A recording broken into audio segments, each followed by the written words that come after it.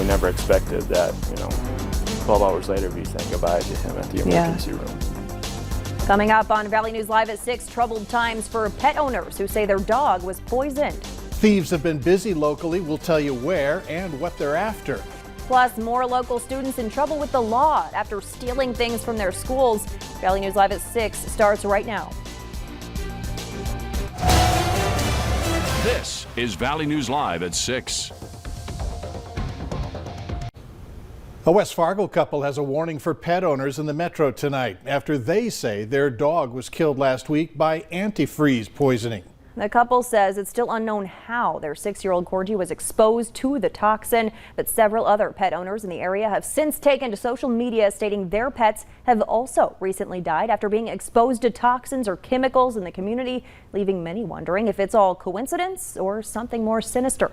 Valley News Team's crime and safety reporter Bailey Hurley has our story. We feel robbed of the time that we knew we could have had with him. A relatively young pup, Kayla and Derek Rice say they didn't think much when 6-year-old Howie became ill last Wednesday, but say concerns grew as symptoms lingered into the next day. It just seemed to be getting worse. We never expected that, 12 hours later be saying goodbye to him at the emergency room. Medical tests ran by Red River Animal Emergency Hospital revealed a shocking diagnosis of antifreeze poisoning, leaving Howie in kidney failure and forced to be put down. We have no way of knowing, which is probably the hardest part to get over. The Rices say Howie was only ever on a tie-out in the front yard and was always leashed on walks. Checks on their car showed no antifreeze leaks and state their only container of the toxin is in a locked cabinet in the garage on the top shelf. We have no evidence that he had access to any type of antifreeze, which leaves too many possibilities for comfort, both for the Rices and the many pet owners in the neighborhood. There's a lot of construction right now in this developing area, so we're not sure if something is leaking or if people are just preventatively, putting out substances to kill voles and mice. Or, even scarier, is somebody intentionally doing this? At least 2 other pet owners in West Fargo have taken to social media this month after they say their pets either died or became violently ill. Both owners suspecting some sort of poisoning, but like the Rices, unsure who or what's to blame. We just want to make sure that pet owners are aware that something is happening. Just take a few extra steps so that you're not experiencing the heartache that we are. In West Fargo, Bailey Hurley, Valley News Live. While the Rices say their veterinarian is seeing an increase in inexplicable pet poisonings, we were not able to confirm that with the facility today. Some changes are coming in our weather. Hutch is here with an early look. Hutch? Stacy, thanks so much. Good evening. Now, if you have outdoor plans, there's some rain for some of us, and it's been another hot day here in the valley and points east. Take a look at this. Clouds out to the west of you in the Devil's Lake Basin bringing rain. But look at the temperatures. Now here in the valley, temperatures almost the same as yesterday or even warmer in Minnesota. But look out towards Dickinson and it's 40 degrees cooler right now than yesterday at this time. Look at the temperature spread. 90 Hallock, 90 Roseau, 55 in Dickinson. What? Yeah, it's a cold front, folks, and we're still on the warm side of it as we head into the evening hours right now. This is where things are in that middle of change. Showers and rumbles of thunder moving through Stutsman County out of Lemoore County all the way up toward the Devil's Lake Basin. But the heaviest showers focused right here, Stutsman County. Now these, about an hour ago, were pushing through Jamestown. And you have another about half hour's worth of rain or hour's worth of rain and thunder in your area with rainfall amounts that are going to add up in portions of Stutsman County. In fact, estimates over an inch in some spots already. I'll have hour-by-hour forecast on where this is heading, but most of it stays west for the early evening. Details of cooler weather here in a moment. All right, thanks, Hutch. More local students have been charged in connection to the devious Licks TikTok challenge, encouraging students to steal from their schools. Morehead district officials said that they have 2 students who have been charged in connection to thefts and vandalism associated with the internet trend. Last night, we told you about 6 students charged in West Fargo. Officials said several students have had to pay for the damages they caused.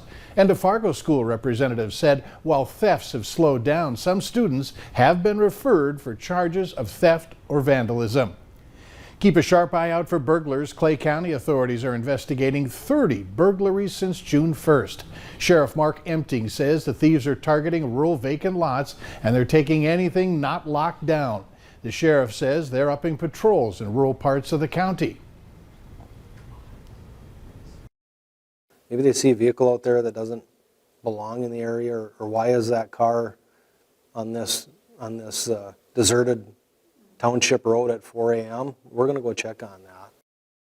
The sheriff also strongly recommends rural residents install camera systems on their property. Anything caught on tape can help in the investigation. Nearly 200 Minnesota healthcare workers are suing their employers to block a pending requirement that they be vaccinated against COVID-19 or risk getting fired. The lawsuit says the lack of alternatives to vaccination infringes on the constitutional rights of employees. It seeks a temporary injunction to stop terminations or steps to put unvaccinated health workers on unpaid leave while the case plays out. Minnesota's U.S. Senators Tina Smith and Amy Klobuchar are strongly urging the U.S. Secretary of State and Homeland Security Secretary to end Canadian land border restrictions. These restrictions are devastating businesses and communities that depend on Canadian travelers, according to the senators. This month, the United States extended restrictions on non-essential land travel from Canada to the United States until October 21st. Enbridge says its Line 3 pipeline across Minnesota is complete and will become operational Friday. The project was completed despite stiff opposition from tribes and environmentalists that the 337-mile pipeline violated treaty rights, would worsen climate change, and would risk spills. Enbridge said it was necessary to replace and expand a deteriorating pipeline built in the 1960s. North Dakota's lawmakers have settled on the new lines for the legislative districts, for now at least. Earlier today, the redistricting committee passed a completed map, and it includes extra lines, which we've been following for a few weeks now. After pushing the decision back, North Dakota's redistricting committee voted to implement sub-districts with the new legislative boundaries. Tribal leaders say these district splits will give the native populations a better chance at having a candidate they support in the state legislature. Districts 4 and 9, which are made up of the Fort Berthold Reservation and surrounding communities, were granted subdivisions after trial leaders requested them. We have spent a lot of time, and I think it's appropriate time, talking about the legal issues involved here, and there's just a lot of information.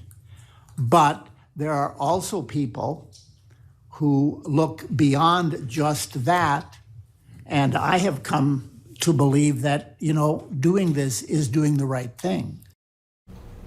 Some on the committee and incumbent representatives for those two districts say subdivisions would be anti-democratic because it would give members of those subdivisions only one House representative to vote for rather than two for all other districts.